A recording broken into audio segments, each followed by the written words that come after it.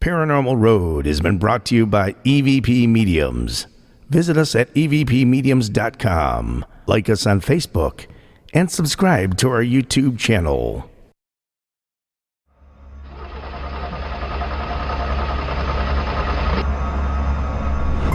Exploring unknown regions of our reality. And she looks out and sees these lights in the sky and these different patterns drifting like they were going to land. Examining the depths of human perception. I remember when I was awake and I realized I was awake, I started to sort of scan the room and I realized that something was wrong. Pursuing the elusive and unseen. Electronics started acting up, ceased to work, overheated. You have just entered a road of wondrous mystery. And so when we get around this bend in the road and this group of trees, we look up in the sky and there's this craft, and it is huge. A place where sometimes our darkest terrors dwell. I've never seen anything like this, and instantly I could feel the fear. You've just turned on to the Paranormal Road. Paranormal Road. 5, 4, 3, 2, 1, 0, ignition, liftoff.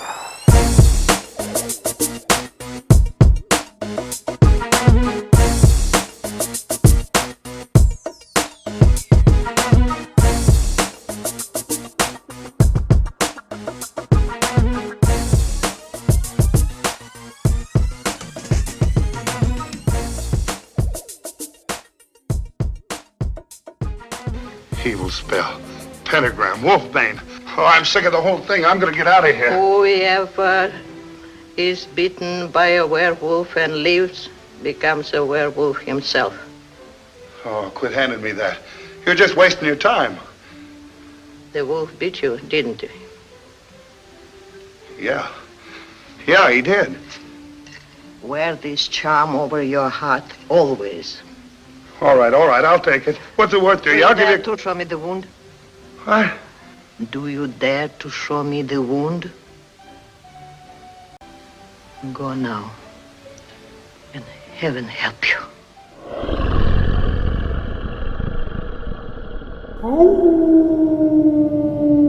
Do you believe in werewolves?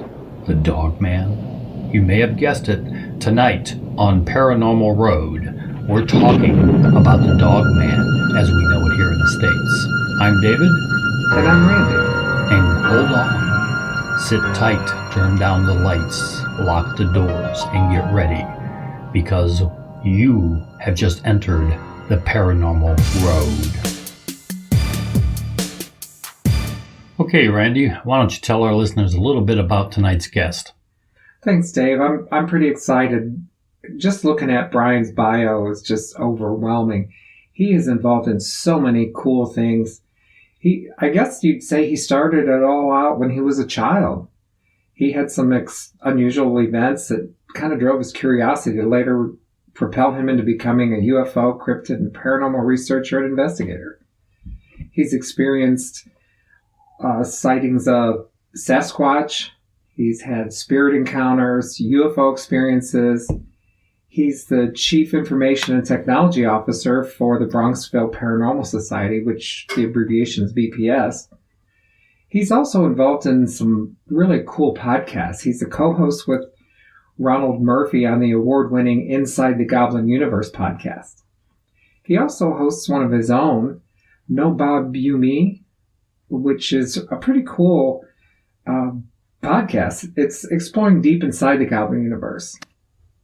And all of those are available on iTunes, Google Play, Podbean, and more.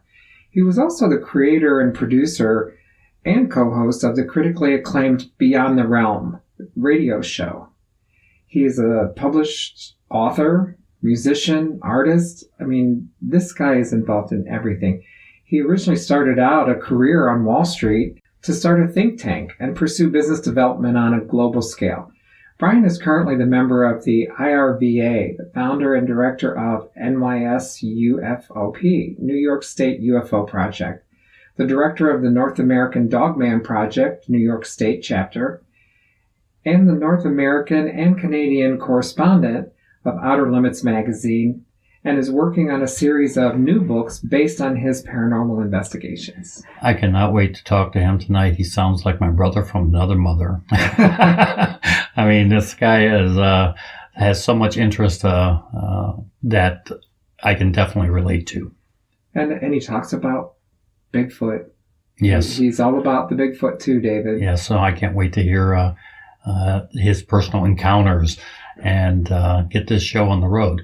We also have tonight another a brief edition of the Haddox Report. And again, that will be our last Haddox Report for Season 1.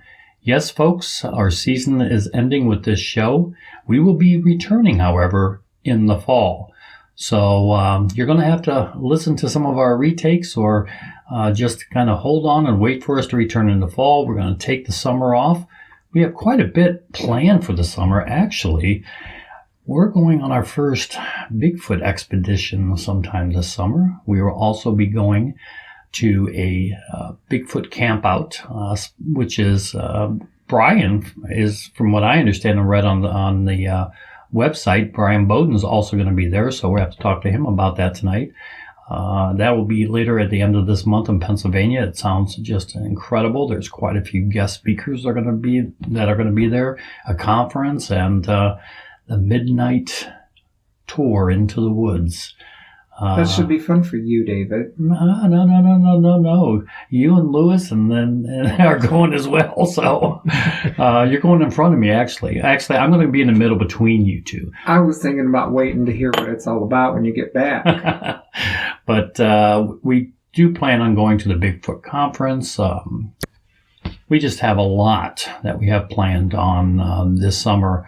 We will also be taking a hard look at our content and improving this show for you. You may have already noticed from our first episode, we vastly improved our audio. That has been a goal of ours from day one. And honestly, folks, bear with us because this is all new to us, and we're doing our best to bring you a quality show and line up some quality guests. And I know Lewis has been working hard as well with some great show topics for when we return in Season 2. We've actually talked about maybe even doing a few small things throughout the summer that we might put out there just to keep your attention. Right. And as always, we really want input. If somebody has an encounter or a friend that's encountered something that you really want us to put out there and talk about, we'd love it. We're always going to pay attention to our emails and our incoming information all summer. And part of that break is going to be working on trying to come up with new episodes, get out there, get our name out there, get our faces out there, try to get some information, meet new people. It's all about networking and marketing and trying to find really cool content to talk about.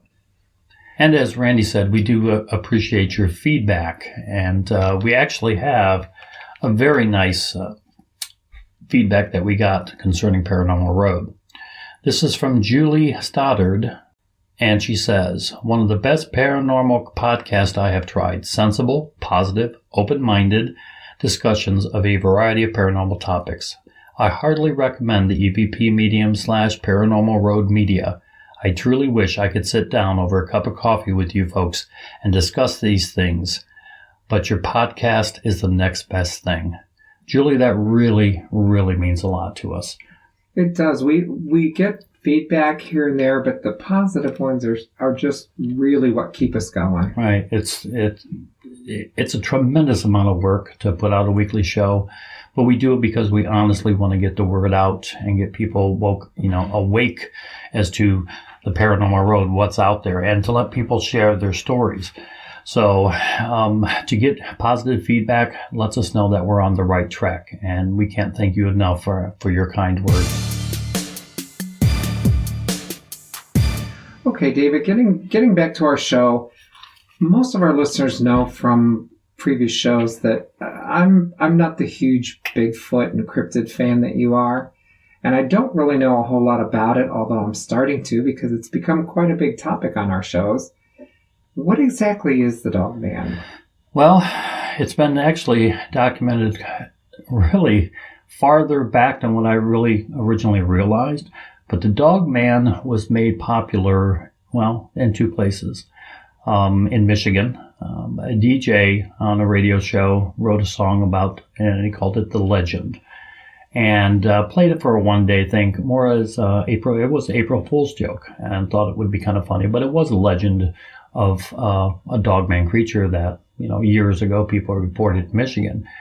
What he didn't expect, and what the station didn't expect, is that they would soon be flooded with calls of people wanting to tell what they saw. So apparently the Dog Man is still in Michigan. And it just exploded from there, became, national and then worldwide even. That song, The Legend, gained popularity. And folks, you can listen to that on YouTube simply by typing in The Legend. And from that point on, a lot of research and a lot of study has been done on this Michigan Dog Man. Now, there are a lot of people who believe that it comes in a 7-year cycle and that it will always come in a year that ends in 7. Now, there have been other reports that kind of contradict that, so it's kind of hard to say. And also what started really the awareness of the Dog Man was in Elkhorn, Wisconsin in the 80s. There were teenagers that saw these creatures leaning over a creek bed. And then there were multiple sightings in Elkhorn of this wolf-like creature.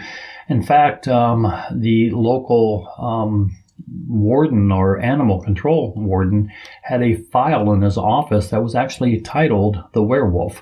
And he would keep reports on these, he would write down what people would call in of what they were seeing, and he would go out and try to investigate them.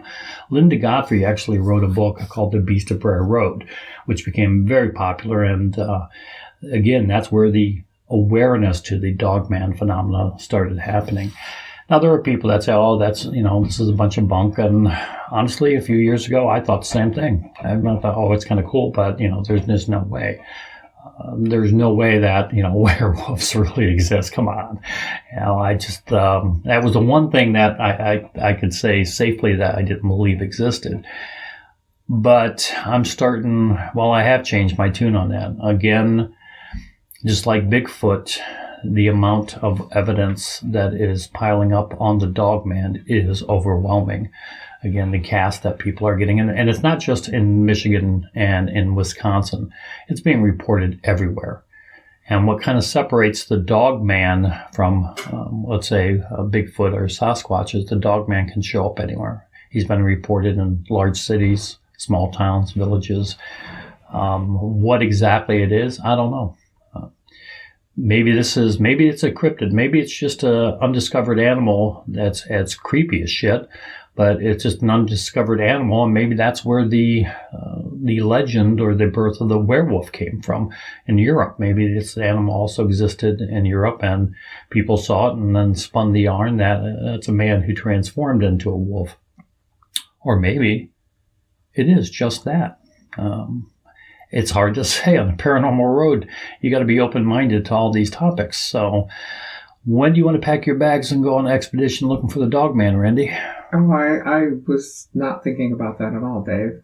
Dave, what I'm really thinking about is getting this show on the road so we can hear what Brian has to say about the Dog Man. It's a pretty interesting topic, and, I want to hear more about it. Yeah, you and me both. I can't wait. I know you do. But before we do that, let's have our final Haddox Report of the season. Headline edition, July 8, 1947. The Army Air Forces has announced that a flying disc has been found and is now in the possession of the Army. Army officers say the missile, found sometime last week, has been inspected at Roswell, New Mexico, and sent to Wright Field, Ohio, for further inspection.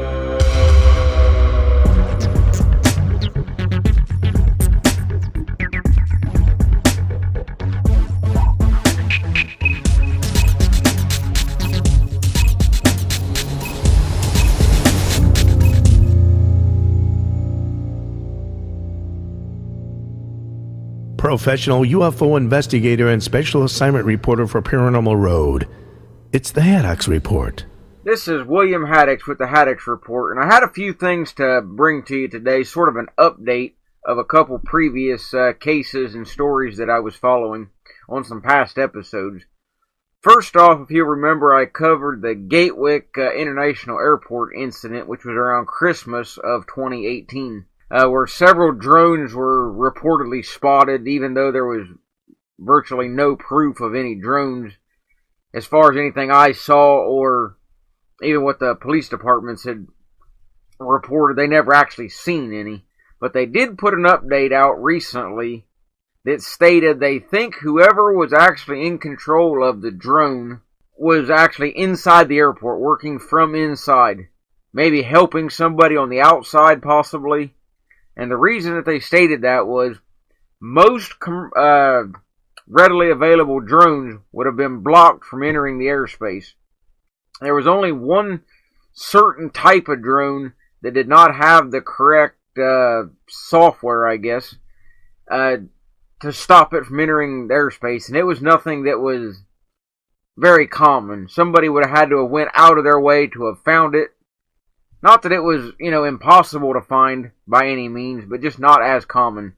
So that's what they're thinking now, that somebody from the inside was either controlling it or helping somebody by giving them the information of what particular drone would be able to penetrate the airspace. And that's pretty much all they've ever said about the case, but yet still no pictures or really any concrete evidence that a drone was ever spotted, other than witness testimonies, which, like anything, once the story breaks and one person sees it, well, everything moving in the sky will now be a drone. So I think that may account for a good majority of the actual sightings.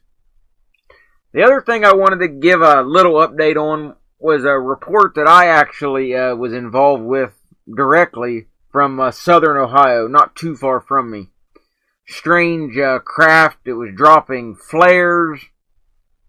Very odd case, to say the least. I did come to a conclusion. I hate to do this, but it's actually an unconfirmed conclusion. So I'm not closing the case, but with the information that I had to work with and from those that I had spoken with and things, I came up to a conclusion. But I would like anyone that's listening to this to actually go to my website, which is Central Ohio UFO Reporting Center.us. Click on the most recent reports tab up in the upper right corner, and you will see the original report as well as my conclusion. Now, like I said, I'm not going to close the case. If new information comes out, then I can always go back and rework a lot of my answer if need be. But as of right now, that's what I'm going with. And you can click the other tab on that particular page that says images, and that will take you to the page where you can see the video that was sent in of the particular craft and its movements and things of that sort. Very suspicious. One of the more odd cases that I've ever had that actually left me a little puzzled. Generally, with enough information, you can figure out a lot of these cases with a little bit of work. But this particular one, like I said, was very strange. Hope everybody enjoyed the previous episode with my guest on Project Blue Book. And again, if anybody has anything to ask him or me, either one, you can reach us at Central Ohio UFO Reporting Center.us. And on the home page is a contact form. You can fill that out and ask your question. Just let me know who you want it directed towards, and I'll pass that along and do my best to get you an answer. Make sure you leave at least an email address so I can respond. And I want to thank everybody for actually listening to the podcast and everything. It's fairly new as far as something that I'm doing, but I really do enjoy it. It's a lot of fun getting everything out there. And I want to put something out for the listening audience. And that is over the summer, if anybody happens to spot anything unusual, whether you think it could be anything, something unusual that you just can't identify, whether you want to investigate it or not, you can let me know that. But I would like to try to catalog, I guess, all the sightings that people have over the summer. If you want me to use a first name, or I can. If nothing else, though, I would at least use the location. But I try to keep everything, and I make sure that it's as confidential as possible. I only release information that you would want me to release. But if you want it investigated, I can do that. If not, that's fine as well. But what I would like to do is get as much information as I can of sightings and where they're happening at. So when I come back in the fall, I could do kind of a summer roundup of what people were seeing during the summer months of 2019. I think that'd be kind of interesting to see if we could put any patterns together or any correlations at all of where these objects are seen, if there's any connection to the type of objects or anything of that sort. I just thought would be very interesting to do. So, again, I think I'm going to wrap it up here. Just wanted to say thanks again to everybody, including my producers over at Paranormal Road. You guys do an excellent job putting all this together. I actually consider me having the easy part of, producing a recording. You guys have a pretty tough job of putting it all together and making me sound halfway decent, I guess you could say. But as always, guys, I really appreciate everything and all the opportunity that you guys have given me, as well as the listening audience. Hopefully in the future we can grow the show even more. And like I said, one last thing. If anybody has anything to add to the Haddox Report, or something you would like me to cover that I haven't, a particular case or anything of that sort, please go to my website, Central Ohio UFO Reporting Center.us, and you can fill out the contact form. And on my home page, I also have my Facebook links, as well as my YouTube channel. So use any of those that you want. If you need something to be confidential, then I would advise using the website and doing it that way. Otherwise, the public can pretty well see what you're putting out there. But either way, if there's anything I haven't covered, I'd be more than happy to try to cover it or get you the best answer I can on whatever might, be on your mind. So again, thanks to everybody. Stay safe, and as always, keep looking up.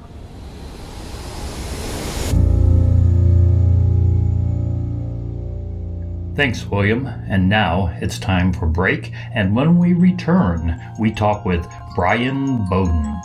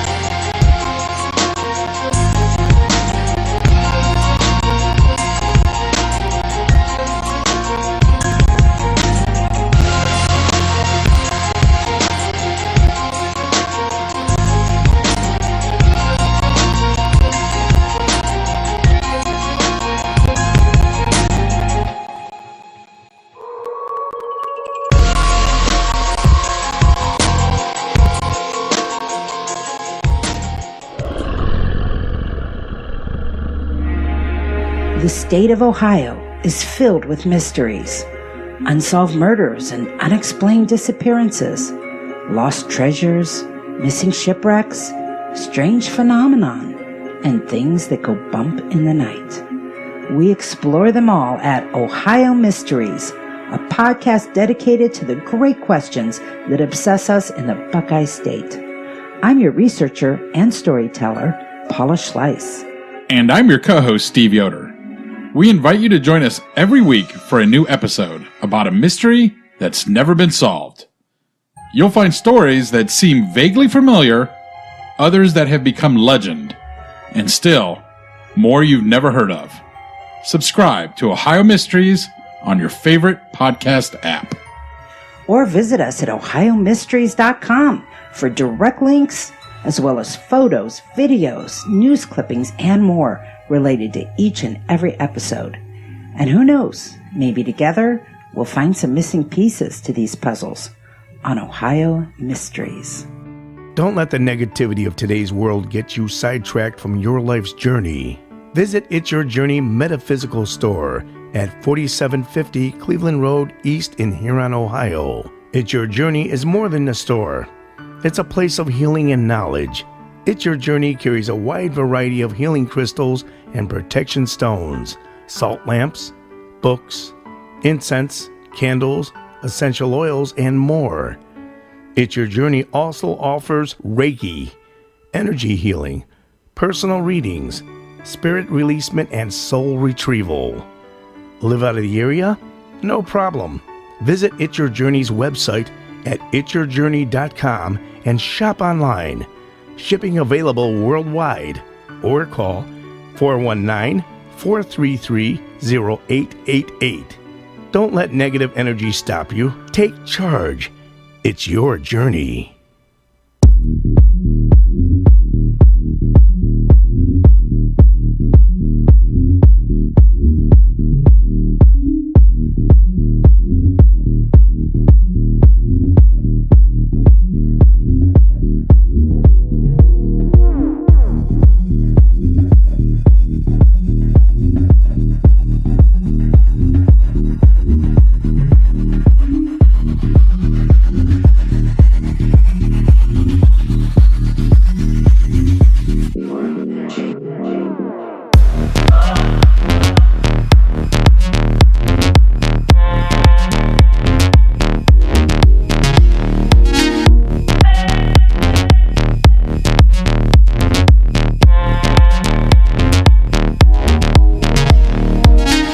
And welcome back.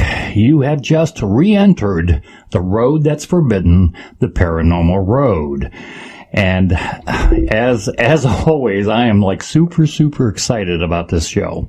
Dave is excited about Dogman as he is about Bigfoot, so I have to hear both of these. And I'm just going to sit in the background. I might pop in once in a while just to say a word or two, but Dave's all over this, so yeah. I'm going to let him take it away. We can't wait to get this started. We have Brian Bowden on the line, who is just his as the bio that we read earlier. I mean, he's just phenomenal. He's into just about everything you can imagine, and let's get this party started. Hello, Brian, and welcome to the Paranormal Road. It's always good to be on the road with you guys. Oh, let me tell you. Thanks for having me on.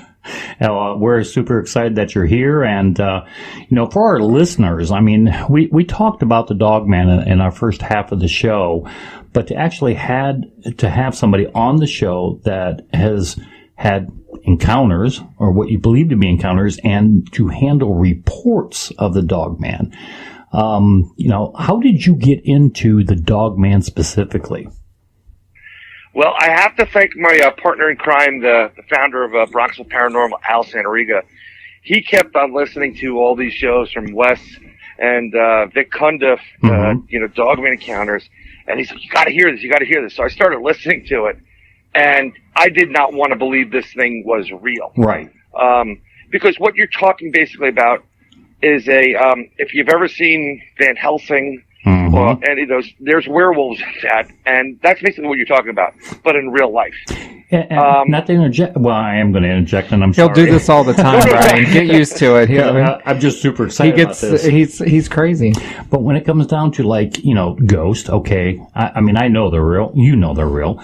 UFOs. Okay. But I've always had this one thing that I could say that, werewolves are just Hollywood. That's the one thing that doesn't exist. And now I find out over the last few years, I was wrong. It's like, yes, you were wrong. I was wrong. Trust me. There's a lot of these strange cryptids in the world. Okay. And I think what everybody does, even in the paranormal, you are really getting into a universe. You go down the rabbit hole, or as we call it, the Goblin universe, where you get the spirits, but there's also these other creatures. And you got your Sasquatch, your Bigfoot, and you've got some other lake monsters and what have you, and other spirits, but you have something that is a werewolf, lichen. It's throughout history. So if you want, let's go back to the earliest that I'm going to go into for the most part, Anubis. Okay. God of the underworld, I believe. And it's a dog. It's a dog head. It's a wolf. Right. That's a black, dark wolf. Anubis is not to be messed with. You got to get through him first to get to the underworld. If you go back let's go into our country, North America. Let's start with Africa. There are other tribes in Africa that have reportedly had tribes of dog people that would not say a word, but would howl and bark. Yes. I forgot the name of the actual tribes, but it's in, I think, northern Africa. And then if you get into this country, there are reports from Native Americans of dogs. I mean, people with dog heads. I think it's called, the Cree actually had it called Sinoni Falai. Now, is that separate from the Skinwalker legend? Well, yes, I think it is. Okay. So you have something called a Wendigo, and that's a totally different other type of hideous type of creature. Can take on like have antlers and horns and what have you. But when you get into the other end of the Native Americans, you have the Skinwalker, and the Skinwalker is basically someone who has done the ultimate bad deeds of their world and has set on a path to transform themselves into this beast. And the Skinwalker is basically a shapeshifter. Now, and the Skinwalker, too, in order for them to get to that, is it not that they have to kill a loved one or somebody they love in order to reach that status to be able to shift? Yeah, it's killing it's killing innocent. It's killing someone that's family related. It's having relations with it when it's dead.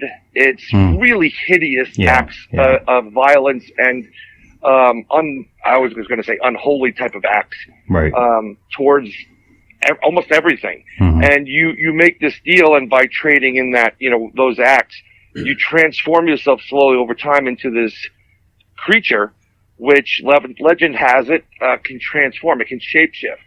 So you get a lot of the Navajo police. There's a whole bunch of Navajo Rangers out in the reservation. They investigate a lot of this stuff, and they've recently had a couple of good videos of what they say is a Skinwalker. Has a wolfish look to it, has a dogmanish feel to it. But I don't think there's a relationship in that way, other than look, between the dogman and the Skinwalker. I think what they're calling dogman or a werewolf today is separate. Is totally separate and distinct. 100% separate and distinct. Yeah. So and then you get into Native American legends of people that have dog-like heads, dog-like features. They can stand upright like a man, but they have claws that come out of their hands. It's not like they'll take a step and you'll get some tracks where it looks like a man's foot, but there's pads, there's like dog pads instead of toes or fingers. So, I mean, there is a huge difference. But again, with the dogman itself, they actually come up with a couple of different variations of this. or variants. Mm-hmm. So it's roughly about 7 different types. So there's type 1, or like a canine variant, and it looks like a big gray wolf, or large wolf, right, or a hyena. And then you get into other variants, which are again more canine-like. Some of which look like a large-headed wolf. Those are called soldiers. And then you have your typical werewolf type of creature with the fangs, the yellow eyes, the big ears, really strong, big body, muscular.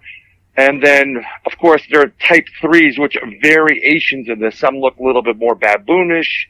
Some look a little more orangutan-ish. And then some are just pretty much like the werewolf you'd see in the movies. Mm-hmm. And each one is seen in different areas. Like, I believe in the western portion of the United States, you get more of that baboonish, the type 3, /1 variant, which is more baboonish, it has a longer snout. In this part, or my part of the country, the Northeast, you get a lot more reports of the werewolf, like your atypical, Van Helsing super soldier type of werewolf. The Howling. Oh, 100%, like the Howling. Yeah. The other type is more like, believe it or not, American Werewolf in London. So, and there's a difference because I don't know if anybody's ever seen that, but if you've seen that movie, this is more on all fours. I mean, it's a vicious-looking creature. Yeah. But the difference between that and what you get here, like the Howling, is you get something that's standing upright and has an attitude to go with it, and super, super smart. And if you see one of them, and this is how they operate, 99% of the time, if you've seen one of them, you better watch your 6, your 3, and your 9, because there's another one creeping up on you. They flank, pack. 100%. Yeah. And that's the scary part. These things are incredibly smart, intelligent, and they have this desire to mess around with people left and right. I remember watching an episode of Paranormal Witness. I was really into that show. I thought it was tastefully done as far as retelling stories. And there was an episode called The Wolf Pack of a family that, I don't know if you saw that, but they were terrorized in Maine. A farm, and they were out walking the day before, and they come across this like cave or hole in the ground, and then that night, I mean, they were literally terrified. It only happened the one time, but it's so hard to wrap your head around the existence of a werewolf or a dogman type creature.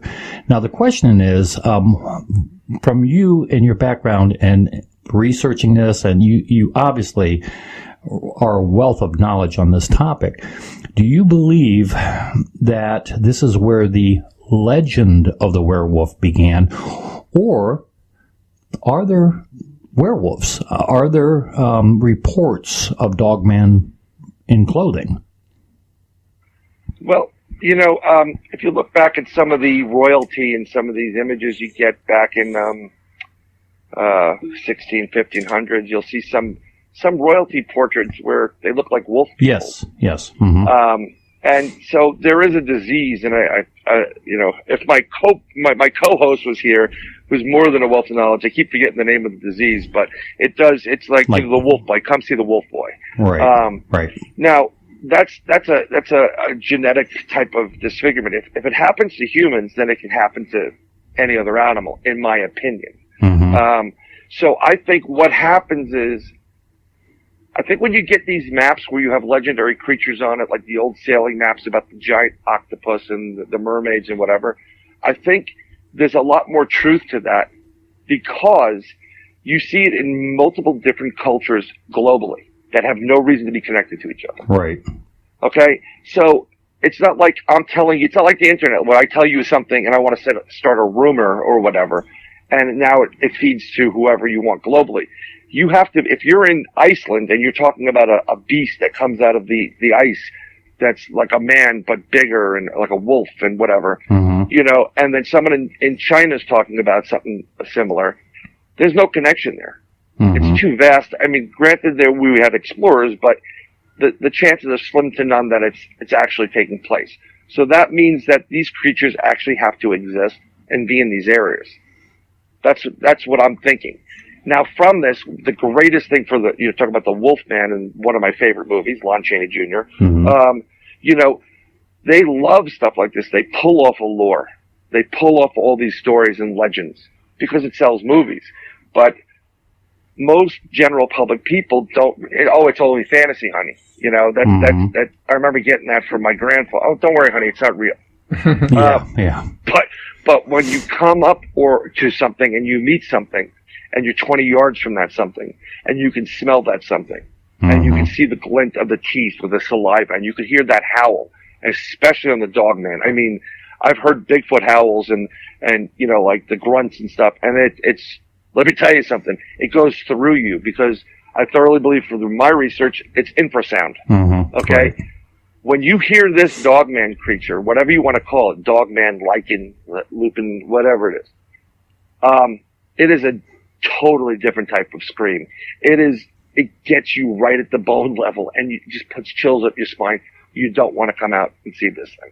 You don't. Yeah, I mean, from everything that I've read and listened to in regards to witnesses, the striking difference between a Dogman encounter and a Sasquatch encounter. Yes, there have been terrifying Sasquatches, you know, encounters that people have had. But, you know, there's been countless ones where it wasn't terrifying or they just thought it was interesting. But from everything I've seen, every single encounter with the Dogman, the witnesses more or less describe, and paraphrasing, but all of them seem to say that the Dogman is 100% pure evil on steroids. There is, they have, the fear level is beyond comprehension, and it's almost, and there have been quite a few, and maybe you can elaborate on that if you know, if I'm correct in this, that there are cases where the witnesses actually felt like the Dogman was telepathic. Like it was sending them messages like, don't F with me. You know? Yeah, no. And you know, you're 100% correct.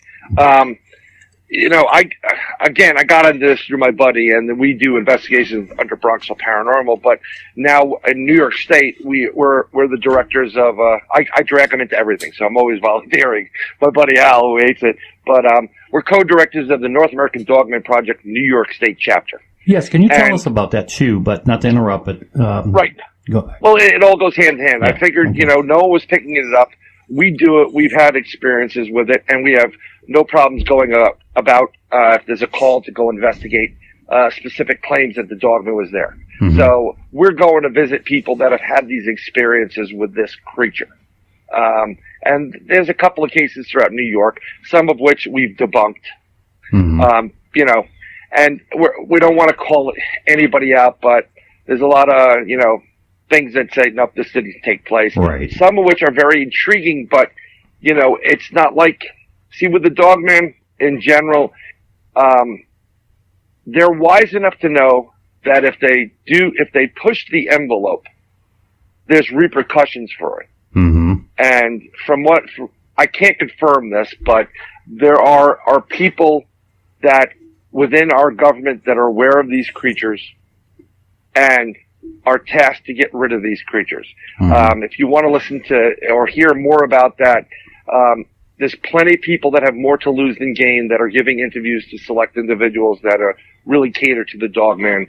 And we know these people that are actually hosts of these shows, and we get in touch with these people. And we do this on, you know, everything's confidential.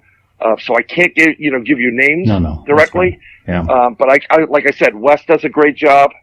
Brenton Son does a great job. And also, Vic Cundiff, I think, is the godfather of this, my personal opinion. Right. He's a great guy. So if you want to listen to more of these stories, and you can make your own decision up yourself, but once you really do the research on this thing, you really, I think we're out of our minds to actually go investigate this, because it's like, in that room over there is a pack of rabid pit bulls.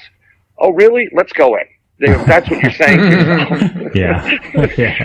And the world's full of those kind of people. Yeah. And none of us carry any firearms. And not necessarily that we would, but when you go into the wait woods, a minute you want here. You live in New York, so why would you have firearms? You're not allowed to. Yeah, unfortunately. No. I'm and with we're you in on that. Ohio, and everybody has one. So.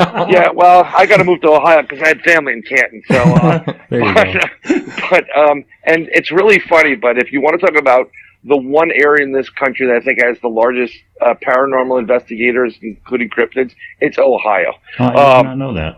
There is a plethora of people in Ohio that are investigating. Is that good or is that bad? I'm not sure. No, it's very intriguing that there's so many up there. You got the Rock and Roll Hall of Fame, you got the Grass Man, Bigfoot, and That's you got a lot of hand in hand. paranormal investigators. But one of the things is like when we started doing it, it was just par for the course. The only thing I'll say it straight up: when we get to a case and anything, and it is really demonic. Not this everything that you people report. Oh, it's demonic. My cabinets. Right. No.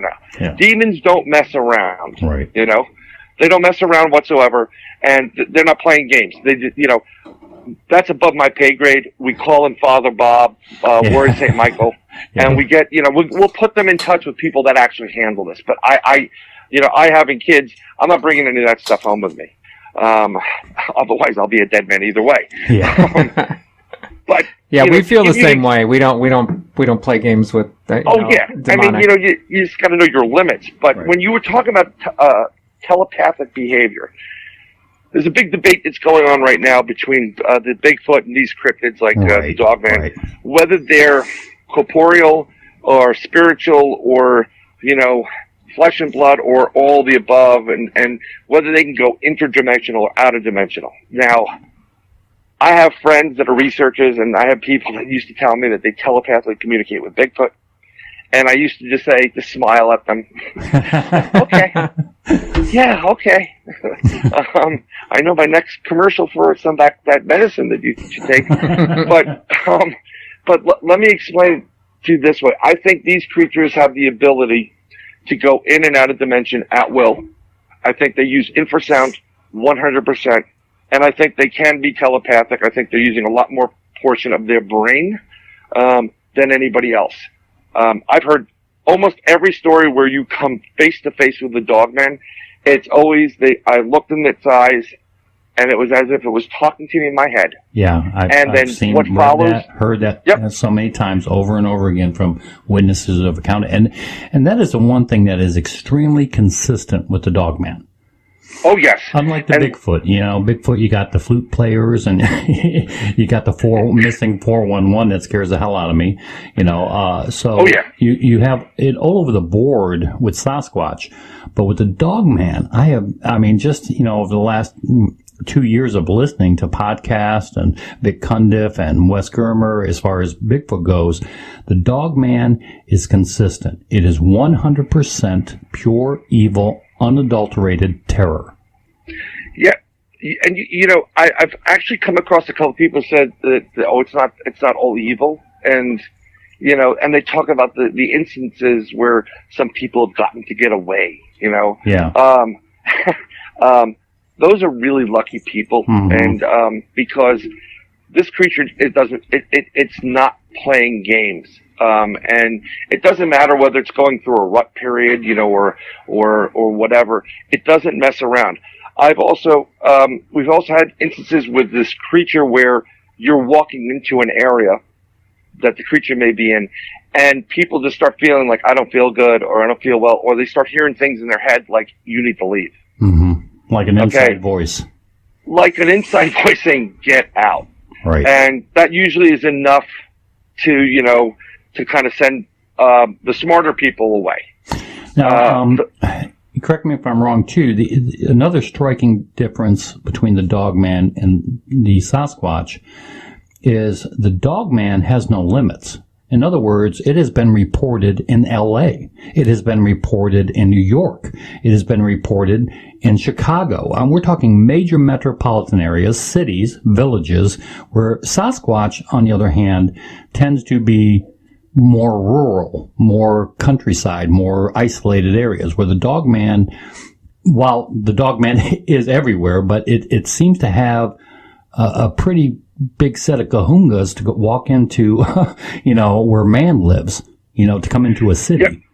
Yeah, no, there are definitely reports of this thing traveling in through major metropolitan areas. There's images. I think there's a classic one online where it looks like it's walking through a Mexican street or something south of the border. Mm-hmm. There was a report from where I am in New York, a little bit north, and it's not a rural area, but it's a little bit more country. But there's been reports of this thing very close to the public. Mm-hmm. Now, this creature is pretty smart. A lot of reports and a lot of sightings you'll get of this creature relate to cemeteries and ceremonial mounds. Oh, yes. Yeah, I do recall hearing a couple of them in cemeteries that they were at a cemetery at night, kids screwing around, and they saw this. So that, again, makes you wonder if there isn't that connection with the Dark Lord or with the evil. Well, I don't necessarily, when you're talking about the devil or if you want to call him Lucifer, Satan, whatever it is, I don't think it's really a connection. I think there's something to be said about having bones about you that don't have any flesh on them. They're smart enough to know when people are going to come into a place and when they're not. It gives them a little bit more freedom. Now, most of the instances that I hear, housing near cemeteries or near burial mounds, known burial mounds like Native American burial mounds. But what you'll get is, I think you get them into different classes because most of the really aggressiveness that you get from these creatures, from my research, is from, I'm going to call them the teenage years, the young punks. They move away from the pack, they hang out, they fool around, and they see a house and they see somebody in there, so they're curious and they go peek in there. For some reason, these creatures love to mess around with people that live near places or near where they are. Classic example is I actually have a researcher group. They live in upstate New York, and this is one of this same story can be taken 15,000 times from other stories, but it's the same situation. She's sleeping in the house.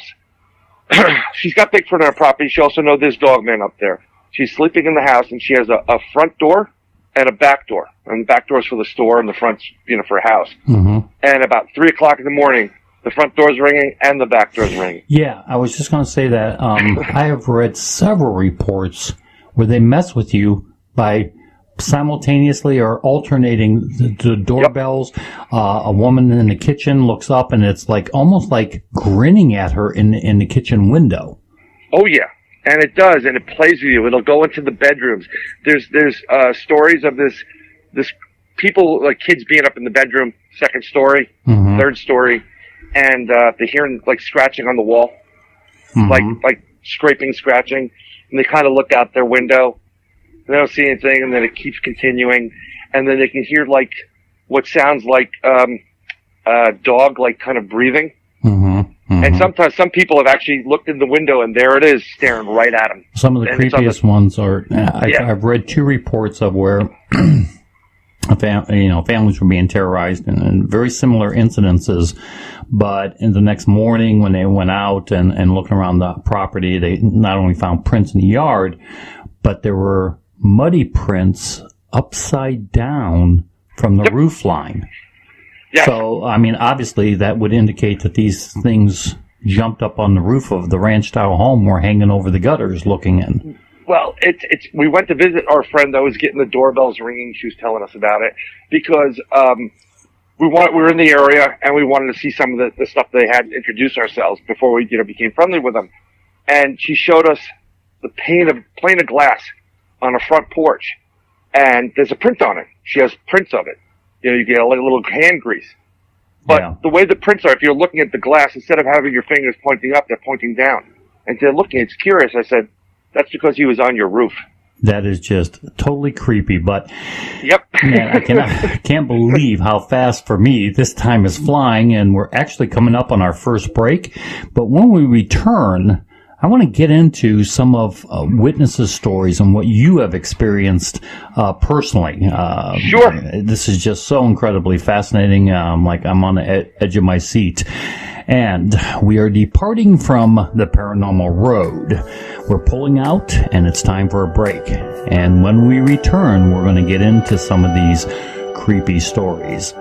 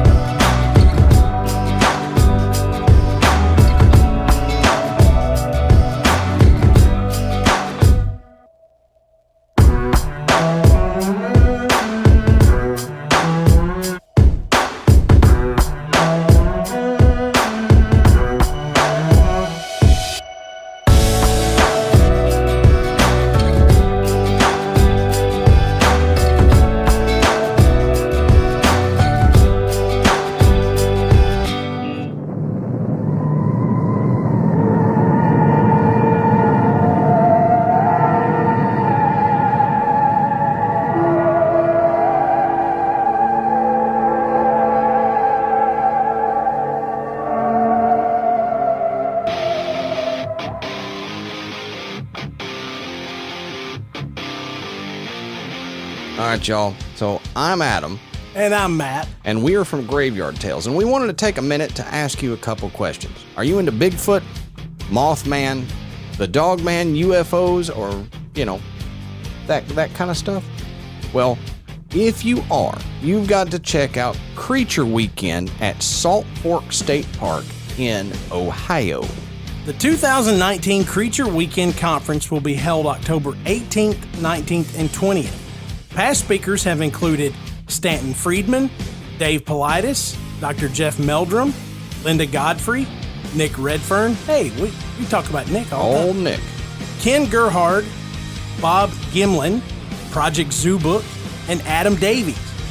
Follow Creature Weekend's page on Facebook for updates on the schedule of events, ticket sales, and this year's speaker announcements. Creature Weekend gives attendees a chance to relax in a beautiful wooded setting with rich history of Bigfoot sightings. Now, while enjoying the company of the best researchers in the area and far beyond, the first-rate speaker sessions and workshops also offer invaluable information that will tempt audience members to get out into the woods for themselves and try to find a Bigfoot. Now, for ticket price and more information, visit CreatureWeekend.com. Again, that is CreatureWeekend.com.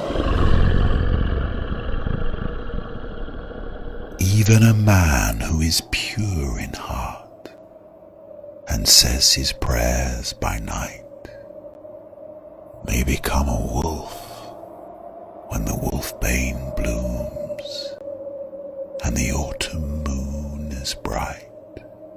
And welcome back to Paranormal Road with Brian.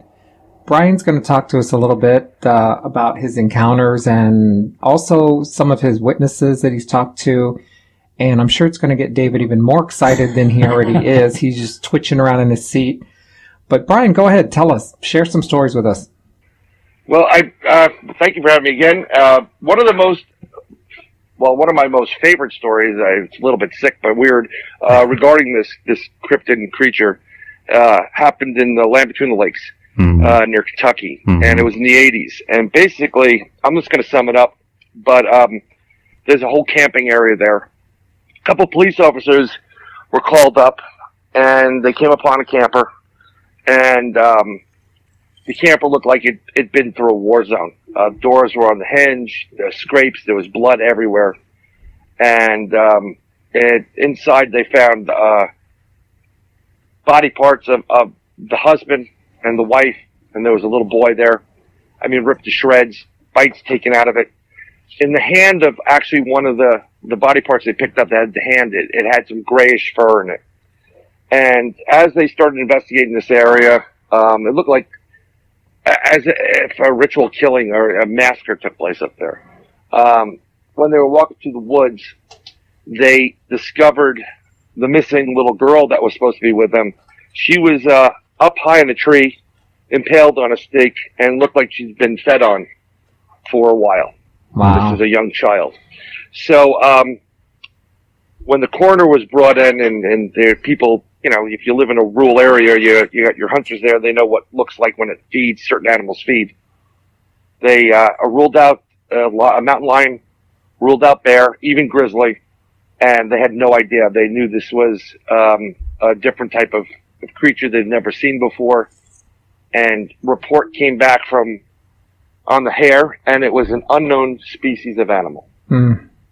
And that area has been littered with stories and lore of this dogman-esque creature, which is 8-9 foot werewolf. Now, if I'm not mistaken, where this happened, this was a new campground, new section that they built and invested a lot of money in.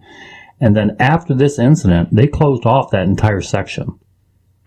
Yeah, I don't think they wanted to go through. Well, one, they wanted to keep that area closed to the public because of what they may have missed when they were cleaning up.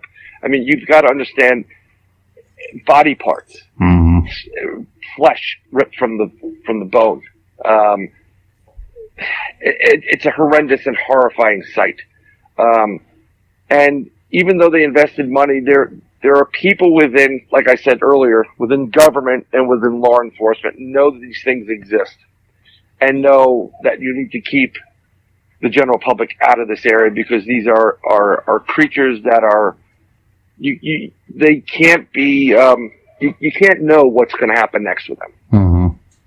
So to protect the general public, you prevent them from going into an area death where, zone. Yeah, exactly. Yeah, I mean, it's not like, like, look, climb the rocks at your own risk type of thing. I mean, that's something simple. But if you have an unknown creature that's coming in and killing innocent people that did nothing but camp there, Lord knows it's going to happen if you really piss it off. I've heard this story and I've read on it, and it's one of those that I can't help but, there's the logical side of me, and I guess the side of me that's protecting my my sanity. There's a part of me that thinks that this is all urban legend, but then I've heard from some people on some of the podcasts that I've listened to, and actually there was one speaker they had or guest they had on who claimed to be part of this team under autonomy that he was not to be known, but. Do you believe this really happened?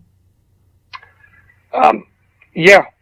Wow. I mean, I know people in law enforcement. I have family in a couple lettered agencies here and there, and they can't tell you straight up, but when you get a look from somebody and a little smile and a wink, or like there's a certain tone when you say, "Don't take the bus today," and someone doesn't know, and you're just telling them, "I can't tell you, don't take the bus today." Yeah. So like I said before, these people have a lot more to lose than gain. It's not like they're making money off of this. There's no fame involved because they're blackened out and they're hidden. So they're just revealing to you what's taking place and what they've experienced.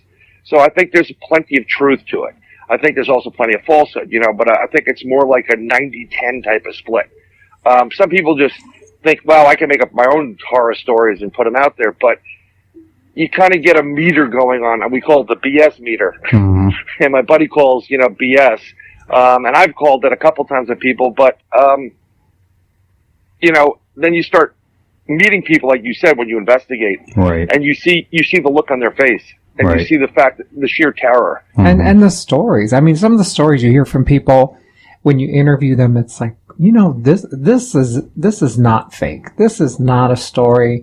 You can tell when it comes from somebody's heart, or when they're just telling you something that terrified them so much. You know that. You just can feel the same feelings that they felt. So that's when you start to change your tune about what you're hearing. Yeah. I mean, I'm a pretty good detector of, having certain abilities.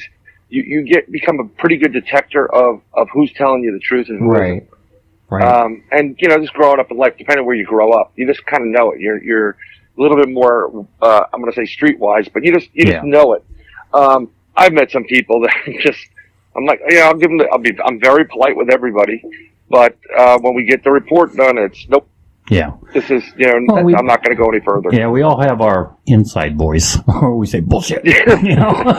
Sometimes that inside voice comes out for me. Yeah, well. And it's, you never want to take, there's so many people in this field that, whether it be ghosts, UFOs, or whatever, and that's what Paranormal Road's about, and I know that's what, Inside the Goblin Universe is about. We want to get this out there so people can wake up and realize there is so much more out there that it's beyond comprehension. It's pretty much, I'm finding that everything in Hollywood is actually there. And it's like, they just make it a little crazier than it really is. But well, it's out there. After LBL, I don't know if Hollywood could make that any more crazy. I mean, LBL is a pretty extreme case, but you got to also understand that these creatures like to use places that are usually abandoned as their hangouts and their haunts, and where they, we don't know. See, we see what's above ground, but we have no idea what's below ground. Right. A lot of reports, a tremendous amount of reports come from Ohio, Pennsylvania, West Virginia. That's what I was going to ask you. What are the top states for the Dogman, Werewolf, whatever we want to label it? What are the top states for those reportings? I'm going to go say that the top state, well, Texas is pretty good, but you get the Pennsylvania, New York, West Virginia, and a little bit south corridor, Appalachian Trail. Michigan's up there too, but it's. See, I don't know if that's. No one knows if it's a 7-year cycle. They say so in Michigan, or is that everywhere? Yeah, that was the Michigan story. I don't think it's everywhere. I think it's only in. I just think it scares enough people not to go out in the woods and into those areas. I don't know if it is a 7-year cycle whatsoever. Yeah, but I can tell you that with Pennsylvania alone, there are so many underground caverns and streams and rivers and that are totally unexplored in this area, that it has a perfect den to go to when it's not where it is. Do you know offhand what the top 3 states are for this reporting? No, I actually don't know offhand, but I know that PA is probably up there. It's probably 1 or 2. I think in the Bigfoot sightings too. It's the PA and that area of Ohio, isn't it? Washington is number 1. Has been for a long time. Yeah.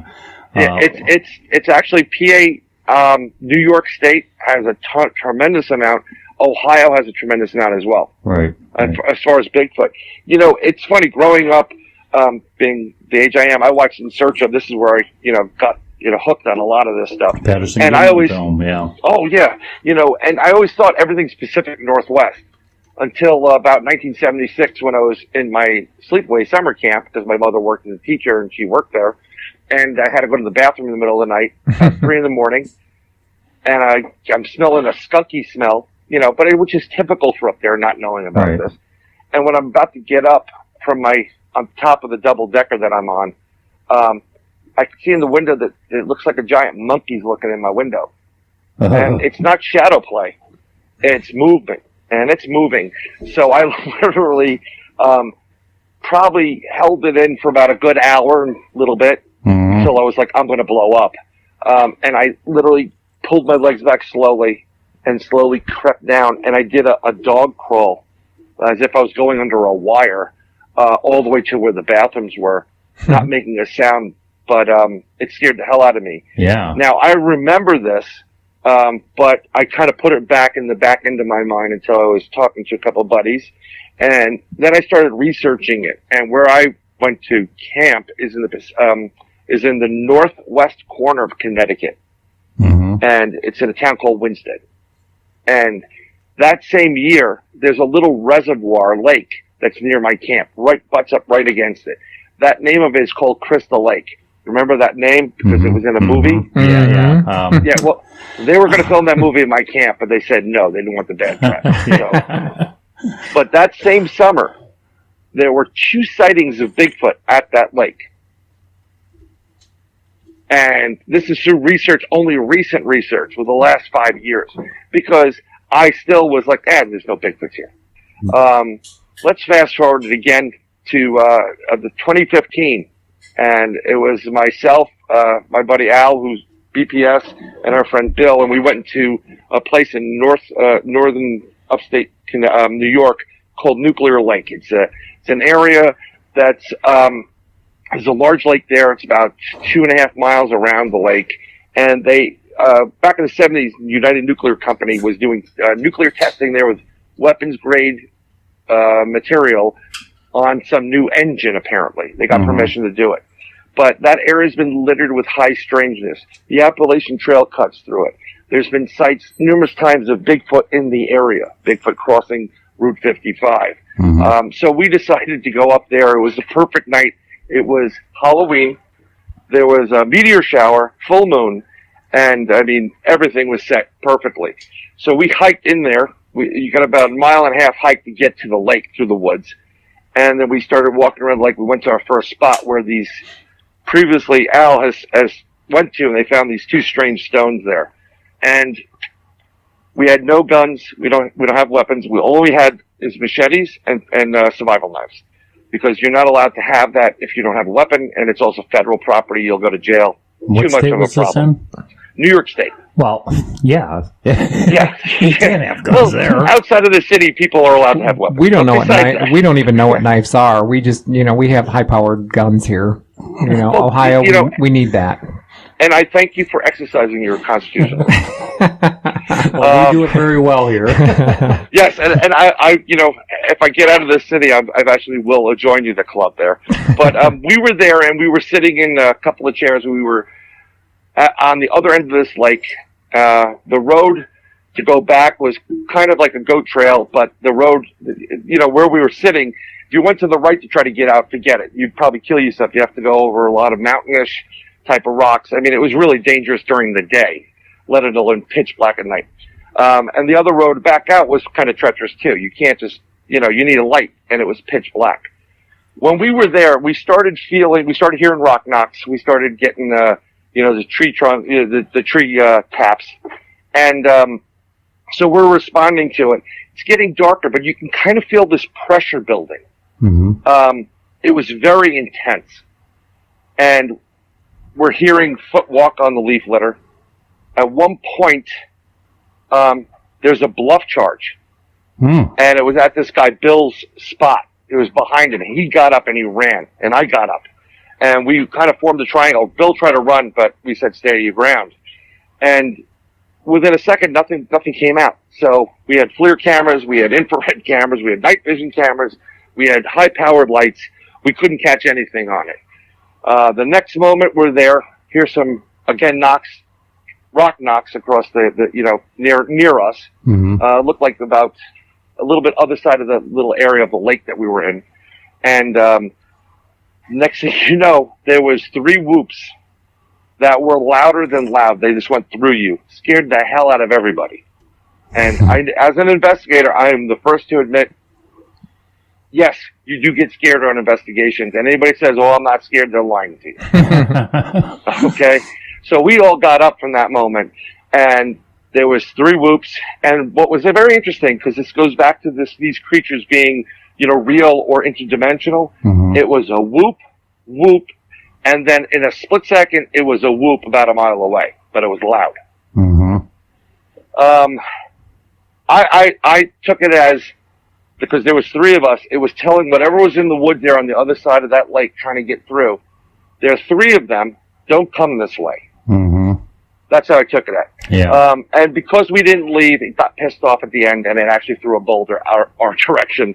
It hit my chair. It was a pretty big, nice-sized rock. I mean, I would have a tough time. It was probably 100 pounds, 120-pound rock. And you felt it hit, boom, it rolled, it hit the back of my chair, and I popped out. It's funny because, yeah, Randy will tell you, I mean, I'm like so into the Bigfoot, so into the well, not into the Dogman. I do not want to meet the Dogman. But like, I want to hear the whoops. I want to hear, like the Ohio call that was recorded that's so famous. The Yahoo? Yeah, the Yahoo? Yeah, the one that sounds like a tornado siren out in the background or something. But there's so many things that I want to experience. And the more I'm getting into this, as long as there's like 20 other people with me, because then, I have a chance to run because there's the odds are that I can get away. And I'm older, so, and slower, so he would run way ahead and he'd have a better chance of getting some good Randy, footage. There's a bus. Let me throw you under. Yeah. I'll get some good footage on video while you're being chewed up. But, I really want to experience that, as far as that goes. I'm not sure I'm even joking on that. To actually see one, I would like to be in an armored car about 500 feet away, where it's armored. There's no way it's going to get in and get me, but, I really have to hand you, man. You got some balls to be out in the wood at night. I'll tell you, you're in a bad state if you're in Ohio because of the Bigfoots that are out there, the Ohio grassman is probably one of the more aggressive, if not the most aggressive. They're not the nicest things in the world, and I think because although you have a lot of population in Ohio, it's not everywhere. And you do have a large portion on the eastern front that's very rural, and that's where it pretty much resides. So if it's coming up against you, it's not going to be a good meeting. You're more than welcome to come down. We'll take you in there, and we'll see if you... We get a lot of invites. We haven't really taken anybody up on it yet, but we... Oh, wait a minute. I'm really excited about that. Lewis, our program director, can you mark that down? We got to clear a spot. Do not answer the phone when they call to invite us. No, I'm going. We talked a little bit. Wait a minute, though. That's New York. I can't bring a gun. Oh, yeah, never mind. No. You can bring a couple of weapons, but don't bring them down here. Yeah. But unfortunately, one of the guys that comes in with our group every once in a while is a corrections officer, so he's allowed to carry. Cool. No matter what. Yeah. He's going with us then. But I'm just going to throw this at you because we were definitely talking about Dogman. I'm just going to swing back to him for a second. I'm highly recommending anybody that has an experience with the Dogman to not challenge it. Do not run from it. You need to back away as if you're, walk away back slowly and just mind where you're going. You keep your eye on it and do not challenge it, and definitely don't bring a firearm, because if you bring a firearm to a Dogman fight, the only thing that's going to happen is you're going to get killed. Yeah, from what I understand, they seem to be impervious, or more or less. Bullets piss them off, but it doesn't kill them. It doesn't hurt them. If you kill, for some reason, and this is through investigation, when these Dogmen are challenged, and let's say you do get a chance to kill it, for some reason, the other Dogmen that are part of that pack know about it, and they know where you live. You have to understand something. A regular normal wolf has a 150-mile radius for hunting, and it can smell things that you can't smell. So take that, and a wolf's pretty big, maybe 6 foot. If you like the large-sized wolf, you're talking about an 8 or 9 foot type of creature. If a regular wolf has a 150-mile radius, then you're talking about a creature that can either double or quadruple that radius. There are stories of people having encounters with this Dogman and being 400 miles away in the woods and having a bad experience. It comes to the house, it's knocking on the house, showing its teeth, and they get the hell out of there. only to have this thing visit them at their home. Yeah, there was a case in Texas I heard of where a kid, he was a teenager, well, he was late teens, early 20s, helped out his grandparents on their farm, and he would spend the weekends there, and he was out hunting and encountered a dog man. He was scared shitless, but he shot at it, and it moved away. But then he went back to the city, Dallas or wherever, and then when he went back the next weekend to his grandparents' home, which they were not there, he was, kind of caretaking it for the 2-month period. When he went back the next weekend, his room that he slept in was ripped to shreds. The mattress, everything, screen, because he shot at it. I mean, they seem to know, and that would line up with what you're saying, smell. They had the scent of this human that shot at them, and it's pretty damn scary. Well, we talked a little bit off air on our break, and we talked about the dog man and Bigfoot, and how I never really believed too much in the Bigfoot until I heard a story about it, but now after hearing about body parts and ripping apart and everything else, I think that Sasquatch might be like a big pussycat, I might pet it a little bit, but I'm not going to go up against the dog man at all. Well, there's stories of, in general, through my own research, if you have Bigfoot in your area, you're going to have dogmen in the area. You may not see them, but you're going to have them. And there's usually a dividing line. We don't know exactly what it is, but we think it's when they build the wood structures. So Bigfoot usually builds X's and trees and will wrap trees around other trees. I mean, it's kind of, giving their little signs. But I think it's a clear statement to the dogman. You stay on your side, we'll stay on our side. Ours, yeah. Dogmen's reverse structures are very interesting. We noticed that they're reverse tree structures. Case in point, we did an investigation at Letchworth Village Cemetery. Now, Letchworth Village was a place where people would leave mentally frail, illegitimate children.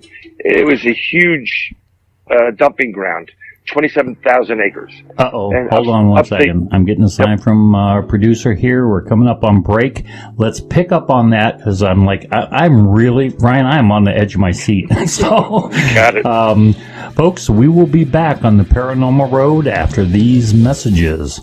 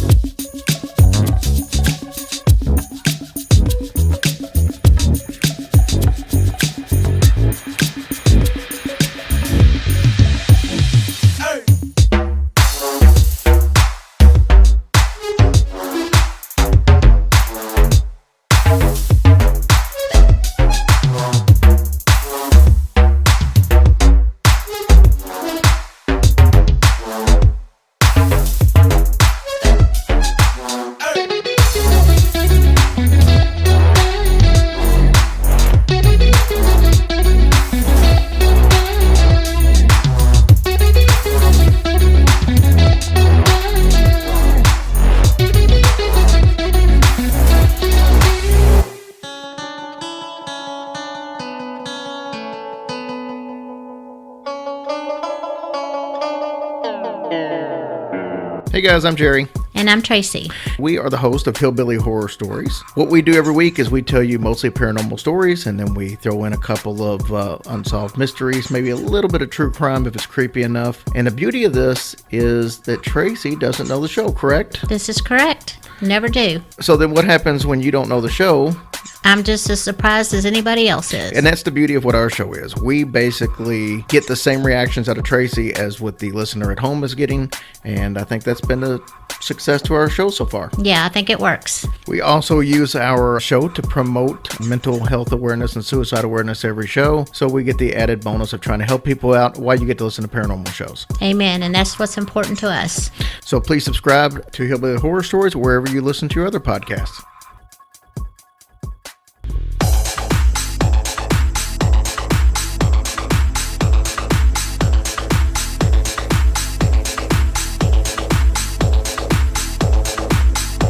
And welcome back. You just made that turn and you have ended up back on the paranormal road. And I am, obviously, Randy, I'm just... He's all over the place. He's so excited. Yeah, this is amazing. You've been an incredible guest, and we had to interrupt for commercial break. So let's pick up from what you were saying and the story you were telling there. No problem. I know you got to pay the bills, but so Al and I were doing an investigation. We went to Letchworth Village Cemetery. Now, again, large 27,000 acre facility. They invented the polio vaccine from there. They were testing it on children. A lot of dead individuals from month old all the way up to about 80. This cemetery was off the beaten path, well away from the actual facility, and it was hidden probably purposely. It wasn't until recently that they actually started putting a plaque up and giving names to the people that were buried there. Mm-hmm. So we went there. It was a nice, wonderful day. We went there for a day and night investigation, and we parked our car off the side of the road near like a little bit of a I guess it's a wilderness park or outdoor little trail. It's a very, very quiet, in the woods, back end of the woods type of area. And we walked about, a quarter of a mile into this, down this road into the area where it opens up to the cemetery. We investigated the cemetery with our typical, electromagnetic detectors, infrared, everything you can think of as far as, a magnetometer. And we went past the cemetery, started walking through the woods. It opens up, it borders against with the power line type of a piece of property. So it's a vast property with lots of power lines over the head, which is always good for type of spirit activity like paranormal investigation. And we would hear a couple of dogs in the area barking. Sound like a shepherd or something like that. And other than that, it was pretty quiet. And Al and I would go like on our separate ways and try to communicate. We use phonetic generators to try to get things to communicate with us. Mm-hmm. We always said, wow, this is a great area for like a Bigfoot, like highway over here or something to that effect, because it is upstate New York and there are Bigfoot in the area, even though it's more congested. So, day turns to dusk, and before we left to go grab something to eat to come back for a night investigation, we were in one spot where the dogs were barking, and we weren't really getting any reading wise. We get electromagnetic readings because of the high tension wires, right, but nothing dramatic. So one of the things we use is we use Tibetan singing bowls. Okay, mm-hmm. I have an app for that. We have physical singing bowls that make the noise, but I also have an app for it, and it has about 12 different tones for the singing bowls there. And the minute we started doing the Tibetan singing bowls, well, everything started going a little bit crazy. The EMF meters started spiking. Readings were going up and down. We were getting reaction from whatever was in the area. We were actually getting a little bit of an interaction. We're telling it, raise the temperature to 65, and it would raise to 65. Can you raise it higher to 70, 80? And it would raise the number to 80. So there was some kind of interaction that was very interesting. Then at one point, Al decided to pick up a stick and do a tree knock. Mm-hmm. Okay? So he picks up a stick, he gets a nice stick, and he finds a nice tree. And mind you, dogs are still barking because it's the day, and probably stranger they're hearing what we can't hear. He hits the tree with the limb of the tree, makes the knock. Everything goes dead silent. The dog shut up. So we find this very interesting. So we do a couple of whoops. No dogs are barking anymore. So, okay, this is interesting. Time to get something to eat, pack our stuff up. We go, we get something to eat, we come back. We come back into the woods, and we park closer to this pull-off area near this entrance to this off-road, like park, or it's one of those nature trails or something up a little mountain. And we're walking in. No one else is out there on the road. It's pretty dark, so we have our headlamps on. We go in. We set up behind this big stone, which marks some of the graves. We want to keep cover behind us so nothing can sneak up on us. We don't know what's there. As soon as we sit there and we're packed up, we hear a four-wheeler coming in and it flies into this area. And it's flying. These two guys on it, and they're saying, we can't find them anyplace. They look a little nervous. Mm-hmm. So we said, look, they just drove past. They didn't even see us there. When they come back, we'll flag them down. And they pull down, and they, well, what are you doing here? I said, we're doing a paranormal investigation. We're really calm. He goes, okay. And they said, yeah, they're here. They're doing a paranormal investigation. We're out. And they couldn't get out fast enough. Huh. Which I noted was very interesting. It's one thing to be in an area and fool around as kids, but they looked like they had a purpose. They wanted in and out as fast as possible. Mm-hmm. So throughout the evening, Al started walking around the cemetery by himself, and I would walk, and he was acting a little bit odd, so I don't know if he was getting, something was happening to him at the cemetery or not. I didn't notice that much of anything else going on. And he kept saying, did you hear that? Did you hear that? It's a growl. I said, I didn't hear any growl. Which I didn't. I clearly didn't hear a growl. I'm like, wow, what's that sound? And at one point, I said to him, did you make a noise? And he says, nope. Now, when we reviewed the tape, I'm just going to tell you, I asked him, do you make a noise? He said, nope. And then the next thing you hear is a growl on tape. It was as if it was right next to us. Wow. But I didn't hear it that night. Yeah. But throughout the night, after a while, we started hearing a really big dog barking. And I think I remember saying something like, wow, that dog sounds pretty angry. But it wasn't connecting with me to Dogman. Now, Al was singing Dogman, Dogman, Dogman. Mm-hmm. But he wasn't leading up to it.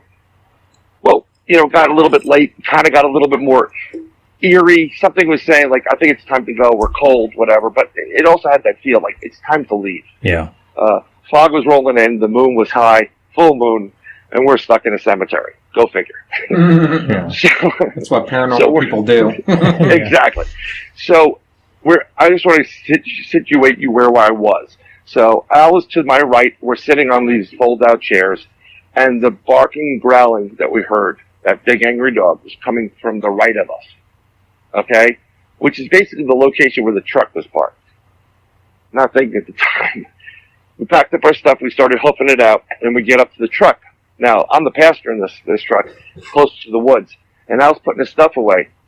And straight ahead of us, about 25, 30 yards off, is a extremely large animal that looked like a dog, sitting there, just sitting. You can see the glow of the eyes, and it's getting some of the light off the street light that's there. It's in the dark, so we can't really see what it is, but we see pointy ears like a German Shepherd, and it's just sitting there. So me being me and it being cold and me not having to go to the bathroom until then, I had to go to the bathroom. Mm-hmm. So Al's looking and he's like, get in the truck, bro, get in the truck. So I have my machete out and I put my bag in and I have my machete. And there I am, Mr. Idiot. And I start your territory. Yes. and I'm right in front of that thing 30 yards out. And I'm staring right at it while I'm doing it. Uh-huh. And and Al finally comes over and goes, get in the truck, let's go. Now at that point, after he came over to me, this creature kind of like went down and it just disappeared. And I got a feeling in my chest, like, it's time to go. And he's like, get in the truck. We get in the truck, we take off. This creature, there's a video online right now. I did not have a great look at it. I saw the silhouette of this thing, and it was big. Now, sitting down, I would clearly say, from my distance, it was bigger than a bull mastiff or a Great Dane, one of the largest dogs sitting down, or an Irish Wolfhound, actually. It was higher than that. It was close to 6 foot sitting down. Wow. So, and it very non-aggressive. It was just staring there. Now, once it went down, that's where the problem lies, because we didn't know was this thing sneaking up to come up and get us or whatever. So that's when we took off and we got out. A lot of times when you do investigations, even though you're pretty sharp on the investigation, certain things just don't register when you're there. Right. Oh, no, we know that from the paranormal investigations. Afterwards, they hit you. Yeah. Things start making a little more sense. And then we were thoroughly convinced that howling that we saw, that we heard, that growling, that angry dog, was this creature. Sending a warning. Yeah. You know what? And it's one of those things where it was cooler than cool. It kind of knew that it owned the area. But I don't know, maybe my marking was like, I was just thinking about it like as a dog man, like, holy cow, this guy's marking in front of me. It's like the nerve of that guy. I could just see the dog man now staring at you. Are you effing kidding me? Yeah. Well, like, you know, I should just hell eat does you. He think he is? being a dog owner, I've had dogs my whole entire life, and I know what the mark. That's an alpha saying, no, this is my area. Right. And that's a huge statement. And you just slapped it in its face, man. Well, I don't know if I slapped it in its face or made it question whether I was stronger or bigger than it. Wow. And you got to understand, like, I live in New York City, so when you meet people that just have that look that like they're crazy, you kind of give it a little bit more respect. Like, you know what, you may be just crazier than I am, so I'm just going to back away at this point. So, that was as close as I've ever gotten to something that was that type of dog man. I mean, I've seen tracks and I've seen some scrapes in the woods, but not seeing a physical animal yet. And I don't know if I want to. Yeah. How often do you get reports of Dogman? We get reports of Dogman probably at least one a month. Wow. And a couple of times we've gotten about 4. Area? All in the New York area. That's incredible. I've read somewhere, and I mentioned this earlier in this segment, that there are... You still there? I'm still here. Yeah, okay. I got real quiet all of a sudden, but there are reports, and I don't know if I believe this because it's like, to me, it's incredible that 2,000 reports every 6 months, that would equate to 4,000 reports worldwide of the Dogman. Do you think that's true? Well, yes. I mean, there's with the North American Dogman Project, what these guys are doing are doing what I guess the BFRO has been doing for Bigfoot. They're really trying to research this creature and get kind of quantitative information on it. They get a ton more reports directly to them versus to us. Mm-hmm. We get the reports. We do our best to investigate. I mean, each one of us is family people, and we also have work. That we take care of. So this is done out of our spare time. New York is a vast state. So there are other people now that were recruited for Western New York, and for a little like northern New York, like Whitechapel, where they do have a lot of Bigfoot sightings in it. But we do get a couple that are in, there was one near West Point, that was reported where guys went up and they were in a truck and they were drinking and they were having a good time. And the next thing you know, they had an encounter with several dog werewolves. Yeah. And once you put alcohol in that report, it's now become sketchy. But these guys, like bats out of hell, they would never go back up there. Now we can't get to that property because it's technically West Point property. Right. I always love these reports that like Wes says, first thing that they slap people down at reporting, well, they were smoking pot. Well, I'm sorry, whether you're smoking pot or you're drinking alcohol, I have never ever had an hallucination on a werewolf. Yeah, from drinking beer or whatever. I mean, it just doesn't happen. And but immediately people that may have been out, drinking and at a honky tonk or whatever, and they're on their way home and they have an encounter, and simply because they were out and anything that was in their system, be it alcohol, be it pot, it's immediately it's discredited, and you can't do that. I mean, and not with the, again. Something we were talking at one point, the way we investigate, we like to have other people try to, in many ways, get involved in it. We're not trying to sell anybody anything, because I'm not. Right. But if you want to investigate on this, on the possibility of a dogman being in your area, because I thoroughly believe that the dogman is responsible for more missing people than Bigfoot would ever be. Yeah, and it may be the dogman that's related to the 411 cases. Yeah, Pallades stuff. Yeah. I think there is interdimensional. That's for a different episode, Jerry. Yeah. Well, we definitely are going to have you back on. Yeah. There's no doubt. This has been great. I'm more than welcome to come back on. I love this. You guys have been great. One of the things you could do to investigate this, do a report, do a research online. You can do it any place, and look for missing hunters in your area, and see how many people have been reported missing, especially if they're hunting. Yeah, that's interesting. And I will kind of wager that it's not that they're being eaten by a mountain lion or a big cat or a bear. There are other things that are suspect to it. And had they been investigated, I'm sure there'd be telltale signs that there was something else involved. Yeah. Brian, it's been absolutely fantastic to have you on the show. And why don't you tell our listeners how they can learn more about you and what you do and the organizations you're involved in, and especially with obviously with this show and the Dogman, those that are interested, how they can reach out to you or what they can view to get more on this subject. Sure. So there's a couple different ways you can contact. If you want something investigated in New York State, at the BronxvilleParanormalSociety.com. You can contact us through that as well. We also have a hotline. I don't remember the number right offhand, so you can report any type of paranormal encounters. And as far as you can reach Al and myself there as well. You can also reach me directly if you want by going to questions@InsideTheGoblinUniverse.com. You can email me there. You can go to InsideTheGoblinUniverse.com itself. Go to our website. There's a form. We're on Facebook. I'm on Facebook. Basically every social media app, including Pinterest. I don't know why. We're on.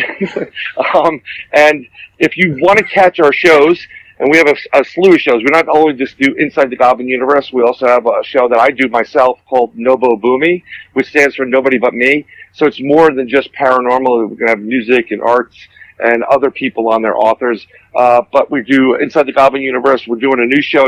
It's coming out very, very soon. The first episode called Portals of Perception, and another one called Sideshow Safari. But we're myself. I'm on Facebook. That's probably the best way. I'm on Twitter. Hit me up there, and if you have any problems or questions, if I can help, I'm more than willing to help out. And folks, I have to say, from listening to your podcast, it's top notch. It's absolutely a class act. So definitely subscribe to that podcast. It is absolutely worth checking out too. I mean, I'm just recently discovered it, and it's awesome. It's great, and we were so happy that you were able to put some time aside for us today, and it was just amazing. It was interesting to me, even though it scares the hell out of me. It was still interesting to me. But, thank you again for sharing everything. Yeah, Brian, you had the honor of actually sealing out our season 1.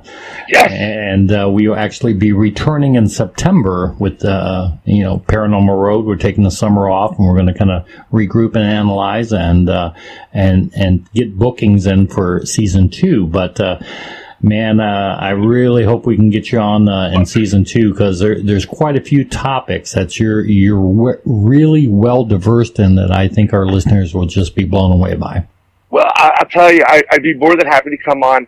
And if you're going to take that little hiatus, you can come see me. I'm going to be in Woodbury, New Jersey on the 18th at the Para Unity Festival. Mm-hmm. And I'm going to be talking UFOs there. And Ron Murph, my co-host, is going to be doing cryptids. So we're going to be doing both of them. Awesome. But there's a ton of great celebrities here. But I'm also doing, at the end of May, I'll be for 3 days in Western PA at the Bigfoot Camping Adventure. We're at the end of May, 1st of... Yep, it's like May 30th to the June 2nd or something like that. Buddy, we're going to have to meet up because we're going to go there. Well, we're trying to go there. Yeah. If we can get in there, get some sort of accommodations near there. Yeah. We're There's already tickets checking available. into it. There's tickets available. You can definitely get accommodations and come on out. You'll see a couple other celebrities there, but we're going to do a Bigfoot walk at night. So maybe we'll get something. We're on it, man. We're talking more on off air on that, but we definitely got to meet up and actually do this. But Brian, thank you so much for coming down the paranormal road. It's been an incredible show. Thank you so much, Brian. Thank you, guys.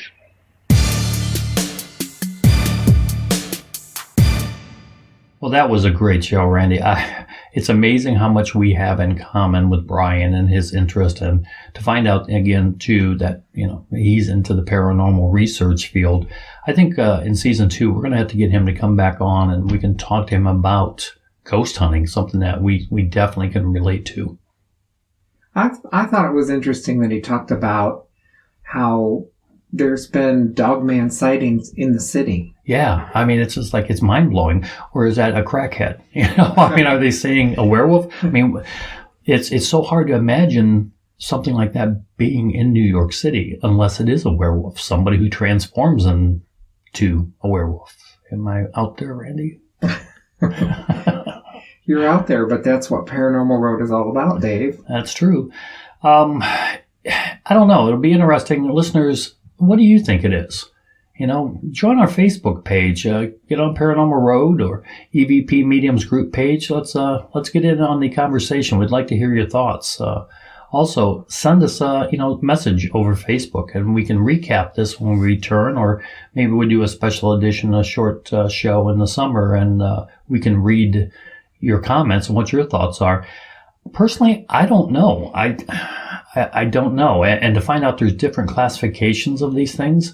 The thing that I think bothers me the most about listening to the eyewitness accounts and people's experiences is that they're fairly consistent as far as very similar to the Hat Man, as far as what witnesses report. And I've experienced a feeling of unnatural fear and evil. And that's what people repeatedly and over again report with these sightings. And that would coincide with the curse or the legend of the werewolf, that it's something, of the demonic, Satan realm. But I just don't know. I don't know what this is. Is it an interdimensional being? And talking about Michigan, the Michigan Dogman, and the theory that it happens every 7 years, which Brian wasn't so sure about, but he did talk about it. Right. And that, if I'm correct, because I'm not really following the Dogman that much. Well, it's actually every 10 years cycle. And it appears that sightings or reports in Michigan, anyway, peak on any year that ends in a 7. Oh, that's what it was. 2007, 2017, 2027. These are the cycles, at least in the Michigan Dogman reportings. However, there are people that report it within that 10-year cycle. So your guess is just as good as mine. What do you think it is, Randy? I'm not sure. I honestly try not to think about scary creatures like that. But the whole Bigfoot thing was just starting to sink in a little bit. And now you brought in this Dogman thing. So I don't know. It's scary to me either way. Like when we talk to Casey, for example, on the Bigfoot, I mean, there's no doubt in my mind he's telling the truth. He experienced something, and the brothers from locally here in Lorain County, something's out there. We know, again, I believe that the evidence is overwhelming. But this is something that for people in Ohio, especially in our area, that I found very shocking, is that recently there have been reports over the last 5 years of the dogman in Erie County, Lorain County, Medina County, Geauga County, Stark County, Ashland County, and Richland County. This is really unreal. I mean, it's way too close to home for me. Yeah, very too close for home. And again, these are reported. And we know how people are reluctant to come forward and talk about an experience because of ridicule and laughter. They don't want to be made fun of. So it makes you wonder how many true encounters there actually are that people are not reporting or talking about them. Again, is this a cryptid? Is it a beast? Is it just an animal that we have not discovered? Or is it something more? Is it paranormal? Is it a dimensional creature? Is it a demonic creature? The one thing that seems to be consistent, just like the Hat Man, is that the witnesses report seeing it. They experience unnatural fear and just sheer terror. You know, that's something you'd like to see in your backyard, isn't it, Randy? No, not at all. So, but that about wraps it up for the Paranormal Road, our first season. We hope, again, that you've enjoyed our attempt to entertain you and to bring the paranormal subject matter to the front so people can feel free to talk about it. We do, again, have some exciting shows planned for you in the fall. We're going to be working hard again over the summer months to bring you some quality entertainment. And on behalf of Randy, the EVP Mediums teams, and Lewis, our program director, we'd like to thank you for journeying with us down the paranormal road. And always keep in touch. We absolutely love hearing from our listeners. And again, thank you so much for listening to us and taking the time out of your day. And at this point, I'd also like to say a special shout out to William Haddox for his efforts and hard work on the Haddox Report, Joe Wolin for our voiceover, as well as Adam Ballinger and Matt Rudolph from Graveyard Tales. They have just been an immense support to us. We've learned a lot from them, and they have just been... They're great people and awesome to work with. So, while we're on hiatus over the summer, tune into the Graveyard Tales. It's a podcast you definitely will not regret listening to. It'll be right up there on your number one list. And last but not least, we want to thank Russ Haslage and Ron Phillips of Odyssey Paranormal Radio for having faith in us in our first season of Paranormal Road. Russ, your hard work has not gone unnoticed or unappreciated. So again, on behalf of Paranormal Road, we wish everyone a safe and dogman-free summer. Enjoy.